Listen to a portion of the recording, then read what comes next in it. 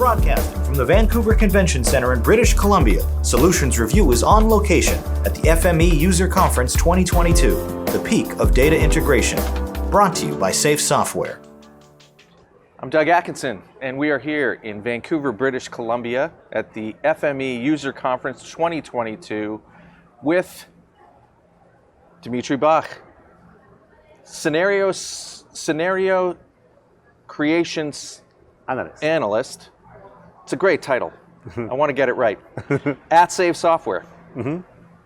A very interesting title, and we just had a little bit of a chance to chat, and it's a very interesting job. But before we get into all that, you're originally from Russia, and you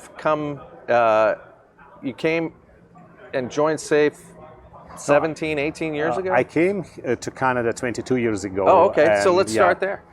Okay. So, we just immigrated as professional immigrants. We didn't have a job. My wife and I moved here. And that probably was interesting how we chose Vancouver over everything else. We looked at the map and we compared with the map of Saint Petersburg, where I'm originally from. We saw a river going through the city, some islands there. And we decided it looks similar, and that was a good choice. We didn't explore the job market or anything else, but we never regret so that we made that decision. We didn't know about the mountains, so Saint Petersburg is really flat. Here we have lots of mountains, but we really like love it. Our life. It's kind of a spatial analysis. Visual. That's correct. Yeah. And so when did you join Safe? In 2005, January 2nd. And what was your role there initially? Was it? That was always the same. So scenario creation. Yeah. So talk to me about what that job is, because it's the best title I've heard. Basically, it's just looking what is new and interesting is added to FME each year, finding something what really attracts my attention and exploring that theme. It can be, we added point clouds, so before that rasters, what can we do with that? So what transformers we need, or what would be a realistic user scenario, what they can do with their data. So once I got to that, so I explored that, I create a few workspaces, and then I publish my results so people can look at that and think, wow, I also can do that. And you share that with the community? Yes. Everything what I create is always for everyone. So I wouldn't share customers' data, of course, but every single workspace that I create is for everyone. Yeah. And you've just been dutifully creating scenarios? Yes, but they are so diverse. So what I do changed so much. I started with some vector scenarios, and that's actually also an interesting story. So that's connected to a trauma I got at the university. At one of the exams, I was asked what an orthodrome is. It's a great circle.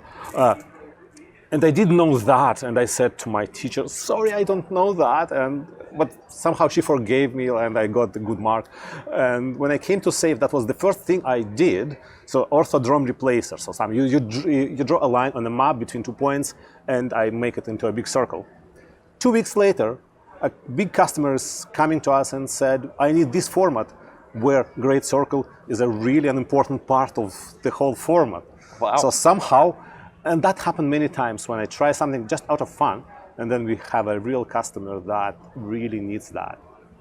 So in that respect, I'm just probably lucky to feel those things and try them. Well, so again, it's a fascinating role in that you're essentially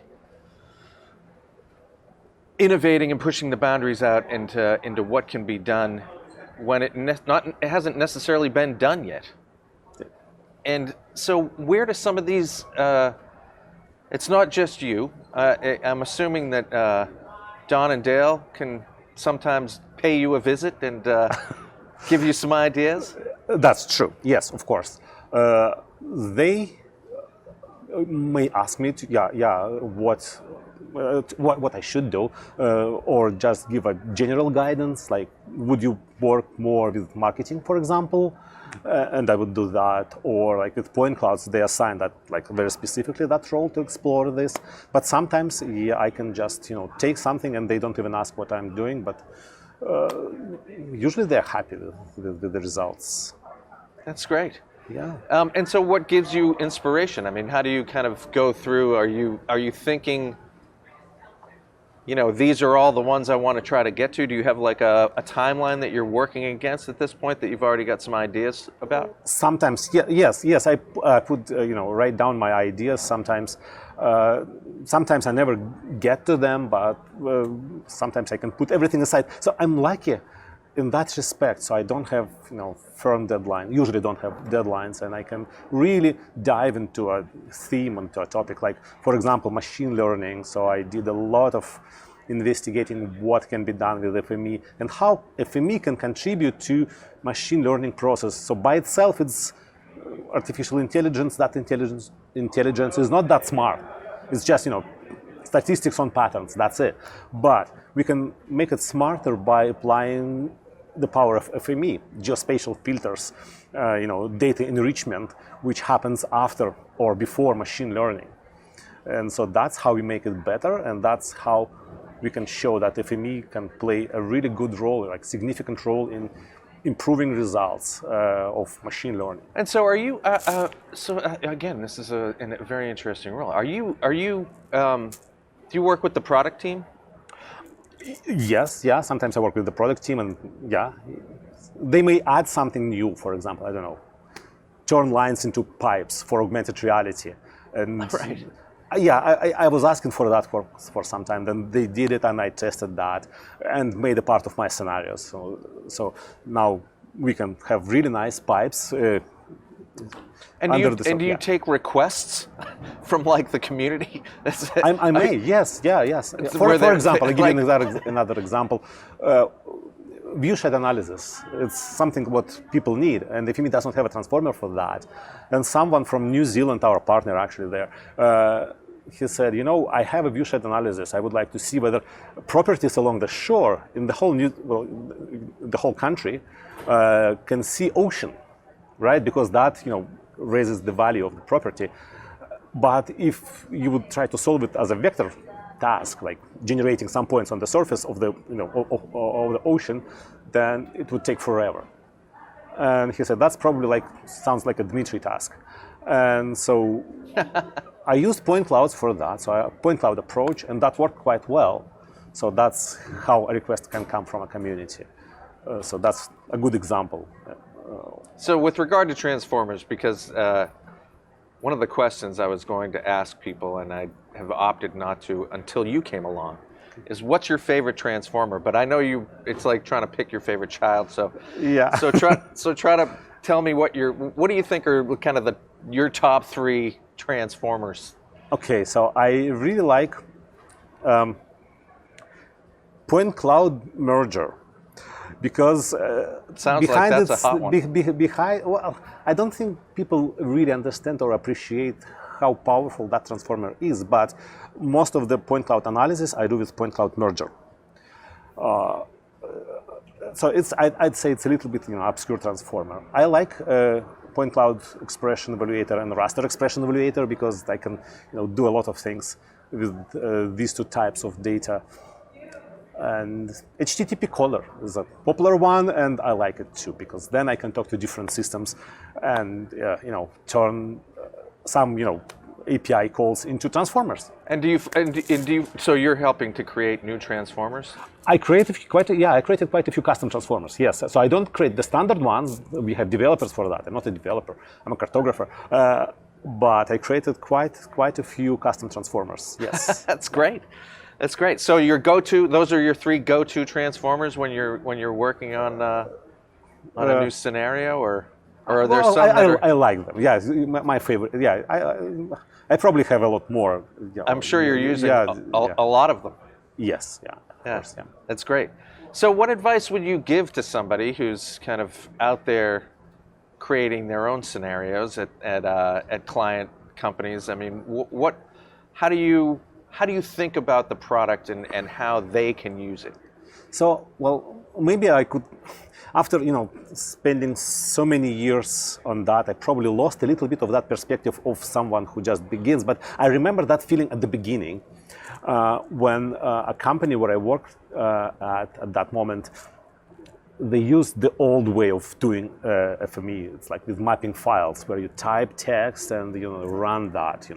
But Workbench, the graphic environment, was just created at that moment, and I was the first one who tried it. And it was so natural to me because I see what I would like to get, and I just start typing what I think I would like to get. For example, if I need to clip something or cut something, I can try cut or clip, and suddenly I see a new transformer that I need, a clipper transformer. So right. that was so natural. At that point, we probably had about 200 transformers, like we have over 500. I think it was a lot easier to find what you need. But well, I'm a GIS professional, so I knew I could visualize in my head how I can get from A to B, and I just had to find that right transformer. That's how I started, but it always felt very natural for me to use this product. So that's great. So what gets you excited about the future? Is it the amount of data? Is it new data? Is it the power of computing? Is it what gets you excited about where everything's headed? And I mean large picture. Yeah. And not just FME necessarily, but all the things that you can leverage within an FME environment. It's probably may sound trivial, but I really like the part of integrating everything from everywhere. Right. Maybe, enriching data. I mentioned this word quite a few times during these 2 days, data enrichment, what I really like, and that's where integration is not just bringing everything together. It's you pass that knowledge which each layer has about itself to all other layers, to all other points, lines, everything. So data knows more about itself, and when it knows more, you can analyze that. You can use that knowledge of data about itself for getting greater results. That's one part what excites me, and another part, I talk a lot these days for the last couple of 3 years about augmented reality. To me, what is really good there is what really excites me there is I'm a cartographer, a geographer, cartographer, and we have those. Cartography is a language, right? And we can bring that. It's a rich language. People understand really well maps, the cartographers at least, right? And we can bring that experience into real world. If we see, for some pipes, we don't necessarily need them to be realistic. We rather may need, their function, which tells us a lot more as cartographers, like thematic mapping, right? Now we can have thematic mapping in scale 1:1, and we can see it around us, mapped a little bit differently. So that look can be different, and I get really excited about that. So, and seeing that developing is something what I really love to talk about, and really looking forward to see more happening here. And is this headed toward the metaverse? Is this? Metaverse is an interesting term, and I'm okay. Maybe I can give you this angle. I would love an angle on the metaverse because I'm struggling. I have 3 kids. Yeah. 21, 15, and 11. They are all in their computer world. Yes. First of them is really good, first-person shooter, 0.1% in the world. The second one is, Unity programmer. He learned it in a year. He participates in game jams, and he's so good at that. Yes. The youngest, he's 11, but he can get 1 million TikTok views in a day. But they're not interested in metaverse at all whatsoever. On the other hand, I saw my youngest one driving in a car really badly through bushes, through walls. Oh, he's 11 years old. What are you doing? And he said, you know what? That's not me. That's my friend Andrew. They already live in their metaverse. They have. So he was in the virtual car with his virtual car with his friends. So they have their metaverse.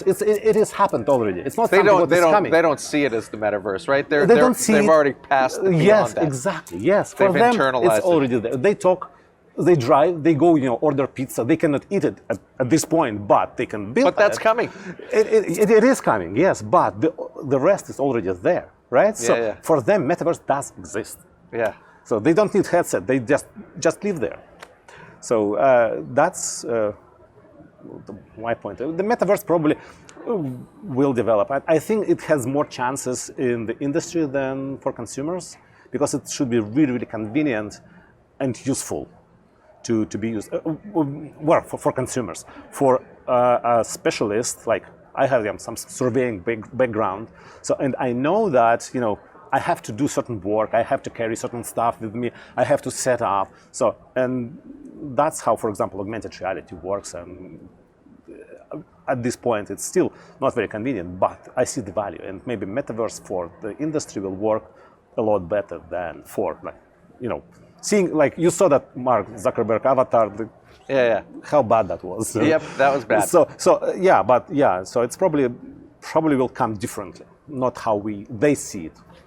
So how are you enjoying the show? Do you enjoy getting out and being at things like this? Is this? I love those. Yeah, I love our conferences, and I love meeting people. And can you imagine? So I attended all the conferences that we had. Yep. So I know lots of people, and it's so good to finally see them again. Yes. It's like meeting so many old friends and catching up.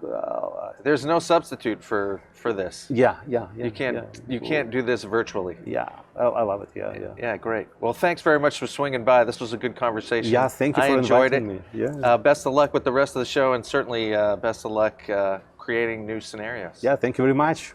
Thanks. Mm-hmm.